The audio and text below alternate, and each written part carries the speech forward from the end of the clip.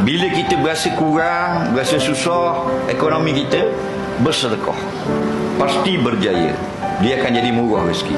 Kita kena muhasabah apa benda yang kita jauh dengan mak kita tak rapat, kita kurang berhubung dengan ayah kita, contoh, perbaiki itu, insya-Allah murah rezeki. Jangan putus asa. Dalam hadis kursi Allah kata, ana inda zanni abdi bi. Kalau hamba ku suka dia tak dapat kerja, sampai ke mati tak dapat kerja, berilah sangka baik selalu dengan Allah, bahawa Allah akan murahkan rezeki kita, insya-Allah. Dan sebenarnya ketenangan itu yang paling penting. Walaupun kita belum dapat lagi kerja tetap, tapi hati kita kuat bergantung dengan Allah. Mutmainah itu kita dapat rasai. Ketenangan hati, walaupun kita tak kerja macam orang lain, tapi hubungan kita tidak putus mengharap kepada Allah.